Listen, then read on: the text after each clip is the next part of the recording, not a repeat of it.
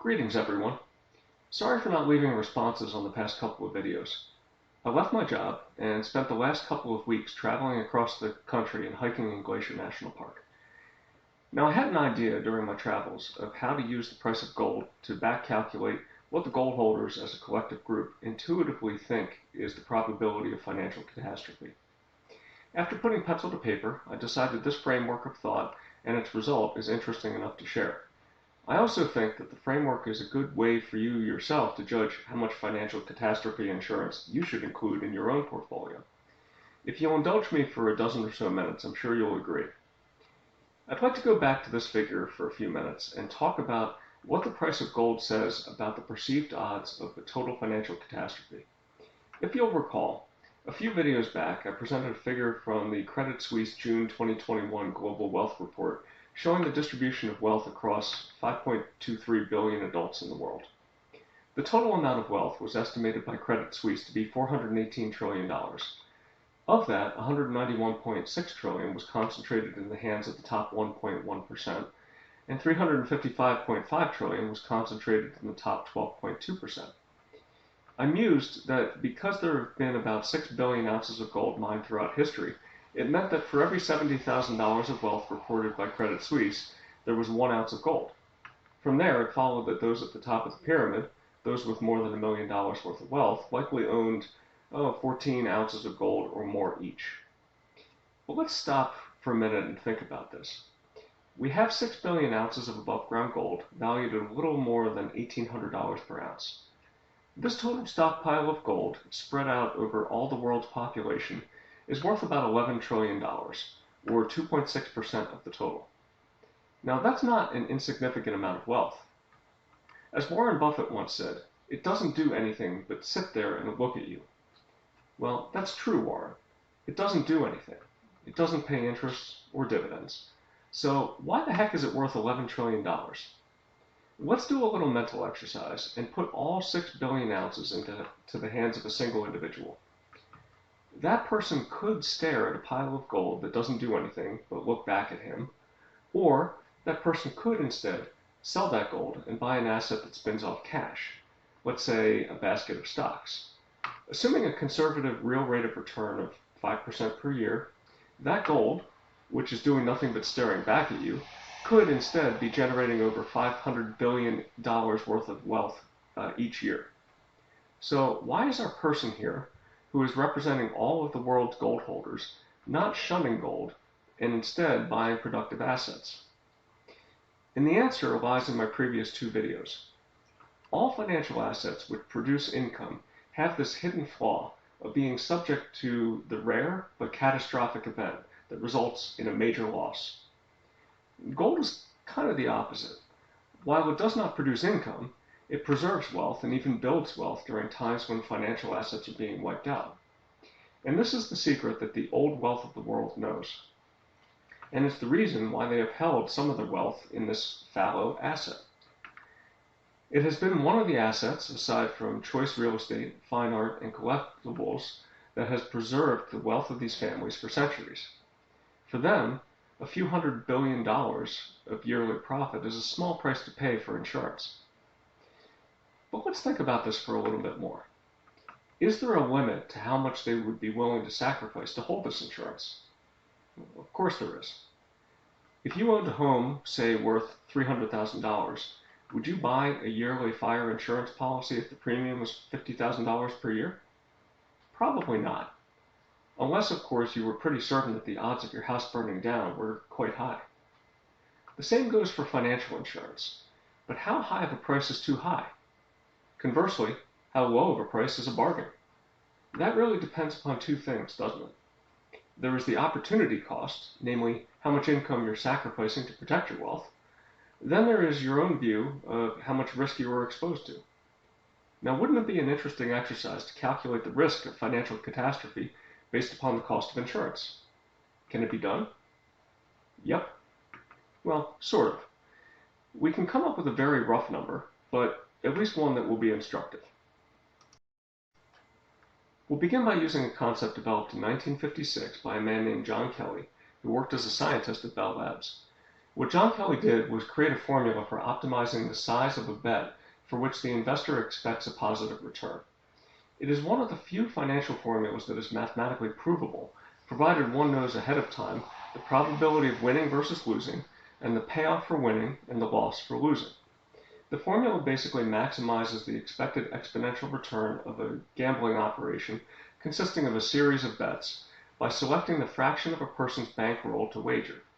I could go through the derivation with you and cover some of the more elaborate and comprehensive forms, but I'm sure that's not why you come to my channel. The simplest form is shown here, which determines the optimal size of a bet for a game with one of two outcomes.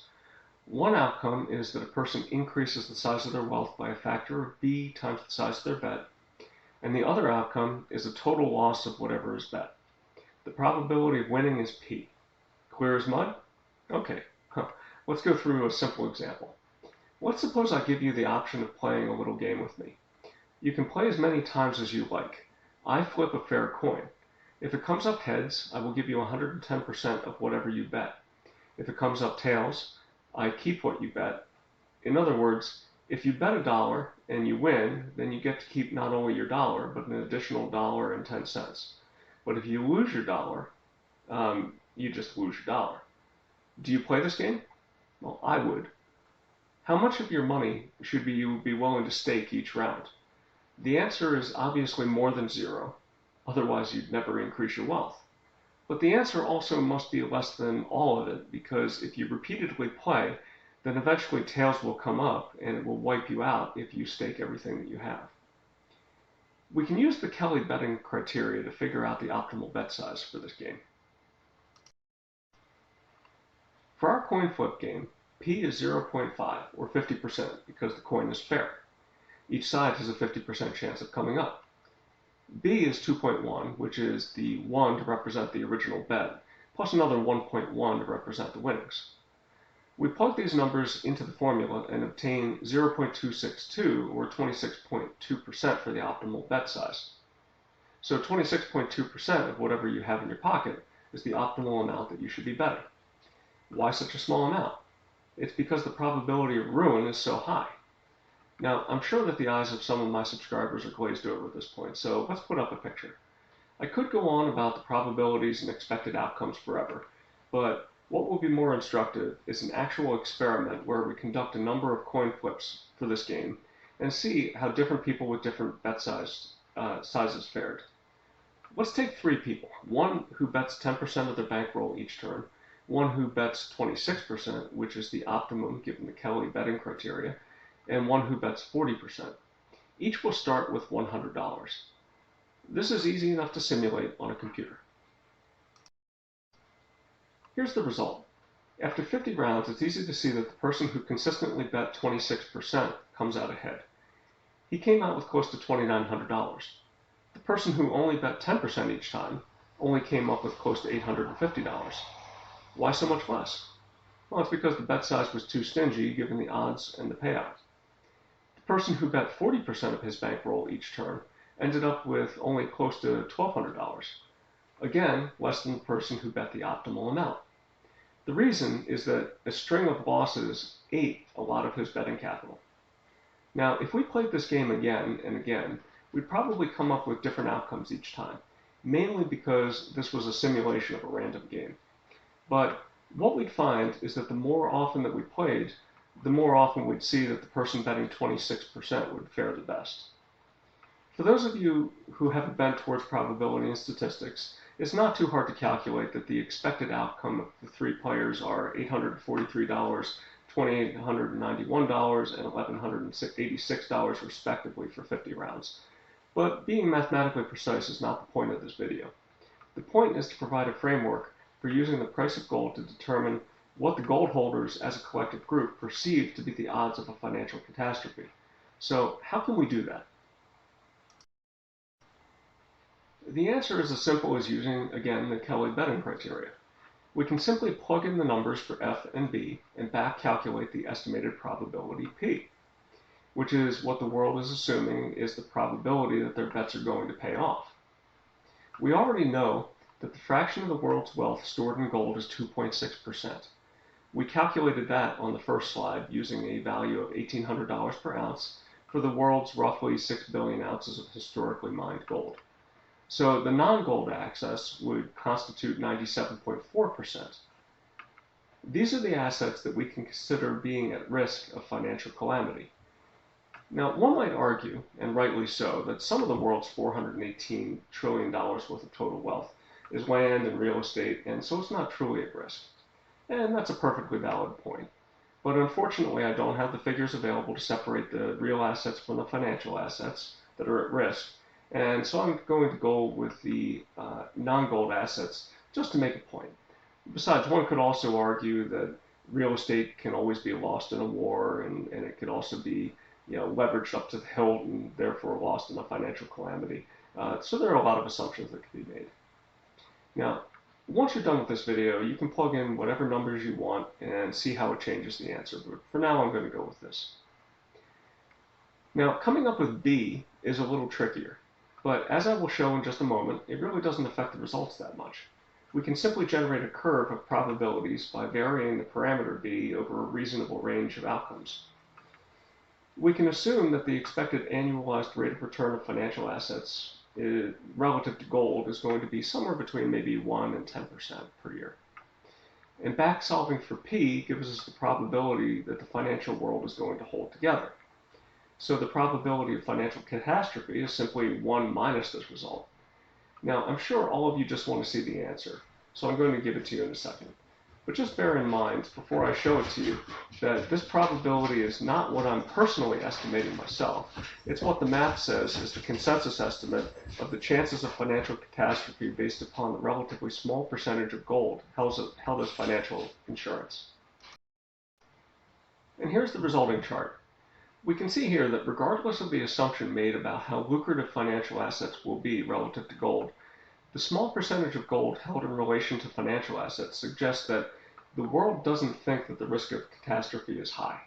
In fact, it suggests that the average person thinks that the risk of catastrophe in financial assets is somewhere between 1.4% and 1.9% over the coming decade.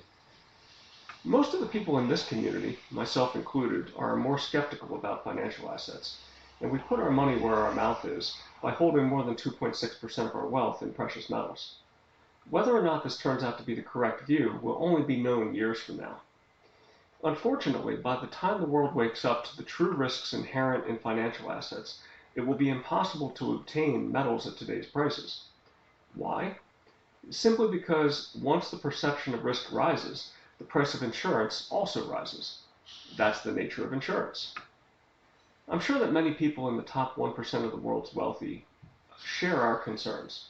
If so, we can expect some of them to hold well over 2.6% of their wealth in gold.